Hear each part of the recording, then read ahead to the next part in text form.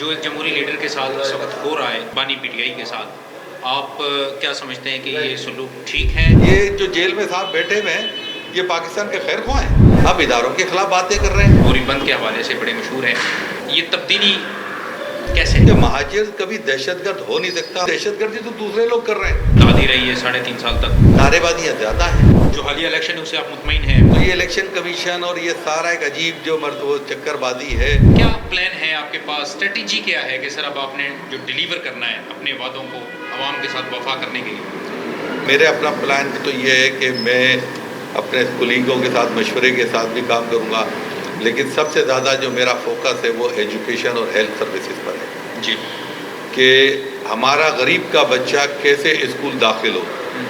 تعلیم کا جو دورہ معیار ہے پاکستان کے اندر، امیر کے بچے کانوینٹ اسکول میں پڑھیں اور غریب کے بچے کہیں بھی نہیں پڑھیں۔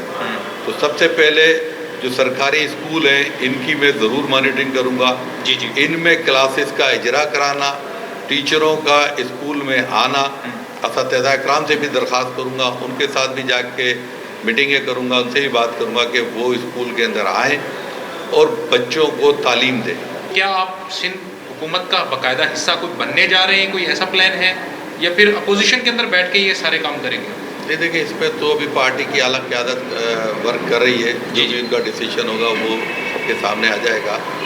لیکن ایم کیو ایم پچھلے بہت سارے ادوار کے اندر گورنمنٹ کا حصہ نہیں رہی ہے۔ جی، ایک دو ٹرم ہمیں ملی، مشرف صاحب کا ٹرم ملا، بلدیات ہمیں ملی، تو اس بلدیات میں آپ نے دیکھا ہوگا کہ کراچی کے میئر پوری دنیا کے اندر مشہور تھے، حیدرآباد کے میئر پوری دنیا میں، مصطفیٰ کمال بھائی مطلب دنیا کے بہترین میئروں میں شمار ہو گئے تھے، دوسرے نمبر کے اوپر آئے تھے۔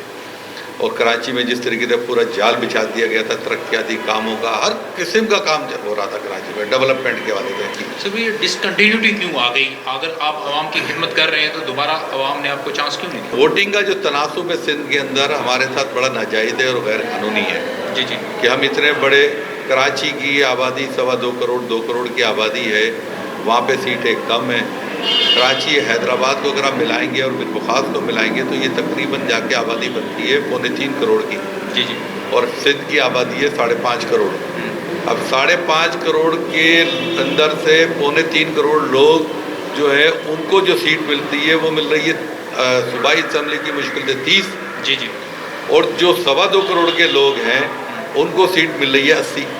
تو یہ الیکشن کمیشن اور یہ سارا ایک عجیب جو وہ چکر بازی ہے، اللہ کرے گا انشاءاللہ اس پہ بھی پارٹی کام کر رہی ہے اور اس پہ بھی غور کرے گی اور کچھ نہ کچھ آئندہ ادوار میں فائدہ ہوگا۔ ایم کیو ایم نہ جاگیرداروں کی جماعت ہے، نہ سرمایہ داروں کی جماعت ہے، نہ یہ کسی صنعت کاروں کی جماعت ہے۔ جی، ایم کیو ایم سندھ میں رہنے والے، خاص طور پہ اردو بولنے والے ان لوگوں کی متفقہ جماعت ہے۔ سر آپ کو لگتا ہے کہ دوسری جماعتوں کے اندر جو ان کے نمائندے ہیں، منتخب ہوتے ہیں، وہ عوام سے نہیں ہیں؟ باقی جماعتوں کے اندر نعرے بازیاں زیادہ ہیں، وہ جماعت کام کرنے کے لیے، اب جیسے مثال ہے پی ٹی آئی کی آپ مثال لے لیں۔ جی جی، عمران خان صاحب نے کوئی بھی کام مجھے بتا دیں اس پورے 4 سال میں کیا ہو۔ عدم اعتماد پہلے بھی آئی ہے، بے نظیر بھٹو پہ بھی آئی تھی، عدم اعتماد کو تو وہ نہیں ہے نا۔ اچھا اب آپ ایک چیز کو اور غور سے دیکھیں، ڈونلڈ ٹرمپ ہار گئے امریکہ میں، انہوں نے نہیں کہا کہ سی آئی اے نے مجھے ہرایا ہے، وہ اپنے اداروں کو، اپنے لوگوں کو ڈیفینڈ کر رہے ہیں۔ پاکستان میں یہ کون سا کام ہے کہ آپ اداروں کی مٹی پلید کرنے پر آ گئے؟ آپ اداروں کے خلاف باتیں کر رہے ہیں، اور نوجوان نسل اس بیچاری کو پتہ نہیں ہے کہ دنیا کا، پاکستان کی جو جغرافیائی صورتحال ہے اس کے اندر کس قسم کے ماحول اور حالات ہیں، اس سے کیسے نمٹا جائے گا۔ آپ اپنے اداروں کے خلاف کام کر رہے ہیں، آپ اداروں کو وہ کر رہے ہیں، فوج کے خلاف۔ سر معذرت کے ساتھ اگر ہم تاریخ کو اٹھا کے دیکھیں تو ایسا تاثر پایا جاتا ہے زبان زد عام ہے کہ ایم کیو ایم شاید واحد وہ جماعت ہے جو سب سے زیادہ اداروں کے خلاف حق لینے کے لیے ماضی کے اندر کرتی رہی ہے۔ نہیں، ایم کیو ایم نے کبھی بھی اداروں کے خلاف بات نہیں کی۔ ہماری تمام مرکزی کابینہ جتنے بھی ہیں ان سب پر ایف آئی آریں تھیں، جی سب پہ الزامات تھے، جی، لیکن کسی پہ ایسا الزام نہیں تھا کہ اس آدمی نے، اس ذمہ دار نے اپنے عہدے کی وجہ سے، منسٹری کی وجہ سے، گورنر کی وجہ سے کسی کو یہ کرپشن کی ہو، یہ الزام آج تک نہیں ہے۔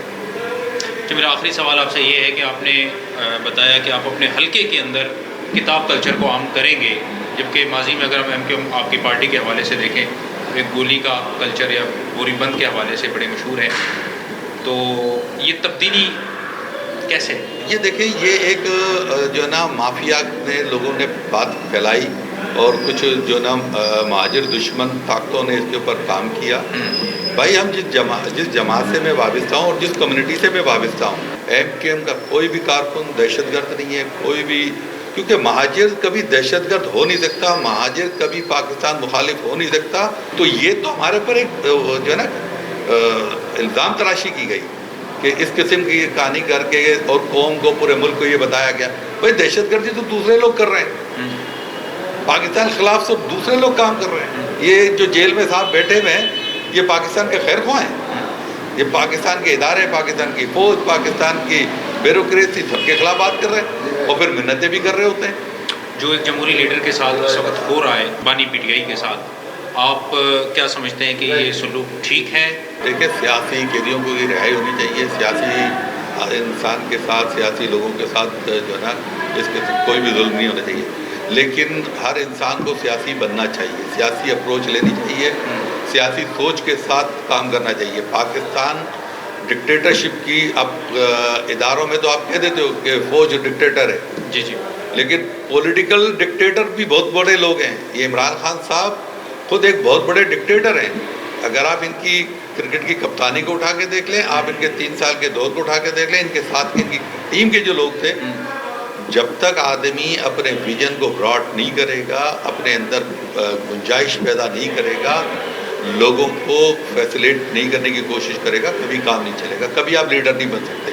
وقتی طور پہ عمران خان صاحب بیسیکلی فین فالوئنگ ہے ان کی. جی جی، وہ فین فالوئنگ ہے، وہ پولیٹیکل آدمی نہیں ہے. پولیٹیکل آدمی ہوتے تو پاکستان کو ترقی کی طرف لے کے جاتے. نان پولیٹیکل آدمی ہیں، بس ایک موب ہے بھی اس وقت، اس موب کے اندر وہ ان کو اب اس وقت ان کا نام ہو گیا. سر وہ تو کہتے ہیں کہ MQM کو حکم آنے تک ہماری تعدی رہی ہے، 3.5 سال تک حکومت کا باقاعدہ حصہ رہے ہیں مرکزی حکومت. جب بھی ہمیں اس وقت بھی ڈاکٹر خالد مقبول صدیقی کنوینر MQM پاکستان نے عمران خان صاحب کو ہمیشہ ہر وقت مشورے دیے کہ بھائی آپ یہ کام کر رہے ہیں، آپ یہ کام کر رہے ہیں. چلیں آپ نے 14 سیٹیں کراچی کی ہم سے چوری کروائی، جی جی، لیکن کچھ کراچی میں آ کے کام تو کریں. وہ بتایا نا بھائی میں نے کراچی کے لیے یہ کام کیا. جو حالیہ الیکشن ہے اس سے آپ مطمئن ہیں؟ MQM پاکستان واحد ایک ایسی پارٹی ہے جو دھاندلی کے حوالے سے کوئی اس الیکشن کے بعد انہوں نے نہیں، ہمارے بھی کراچی کے اندر یہ جو ہے نا سیٹیں لی گئی ہیں، ہمارے بھی اس کے اوپر وہ تھے، لیکن یہ کہ ایک الیکشن کا پروسیس ہوا ہے، اس کو ہم چاہتے ہیں کہ یہ پروسیس کمپلیٹ ہو اور اسمبلی اپنا کام شروع کریں تاکہ ملک میں ابھی یہ والی بحث ختم ہو